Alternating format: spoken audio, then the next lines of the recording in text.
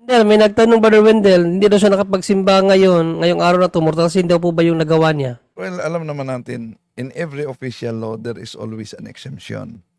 Pero, kung may sakit siya, di siya nakapagsimba, exempted yan. Malakas ang ulan, malayo siya, nagbabaha, exempted yan. Pero, di siya nagkasimba dahil abalang-abala sa Nagparuhay. mga trabaho.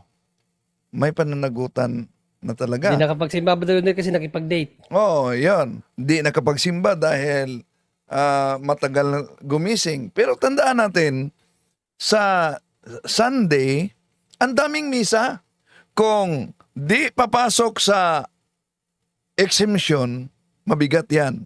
No? Dahil bago ang Sunday, meron pang pwede tayong magsimba sa hapon ng Saturday.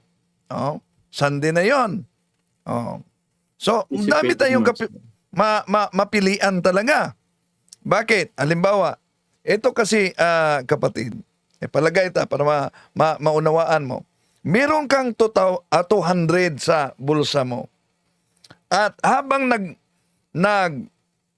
naghintay ka ng sasakyan, lumapit ako sa iyo at nagmamakaawa, humingi ng tulong. Naawa ka sa akin, binigay mo yung 100.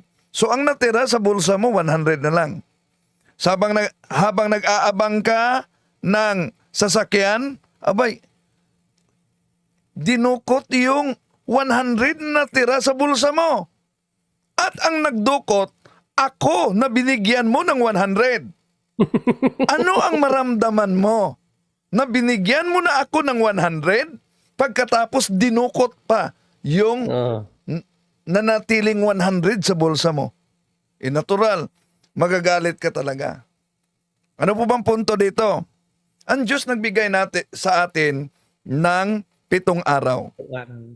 Sa 7 araw, hinihingi niya 1 araw. Sa 1 araw, 1 oras lang. Amen. Dudukutin pa natin yan. Kaya, kayo ang nakakaalam kung pasok ba kayo sa exemption. Yan po, Bro John Ray. I-ano natin sa CCC din, ito yung mga exemption lang, 2181.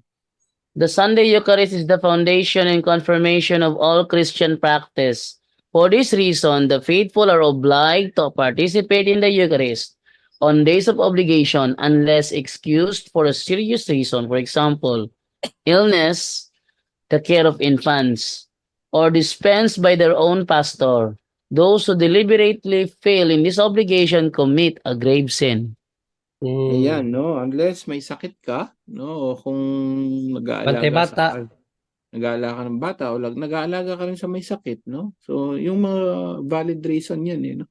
Pag daw lagi kang nagagayin, although hindi naman sinabing isang beses, no? Those who are deliberately fail, no? Siguro yung isang beses lang naka-excuse siya kasi deliberately nakalagay dito, yung palagi kang hindi nagsisimba na, medyo so it's a grave sin, matinding kasalanan pa rin yung mabigat, no? Pag grave, doon nga yung grave matters sa mortal sin, grave.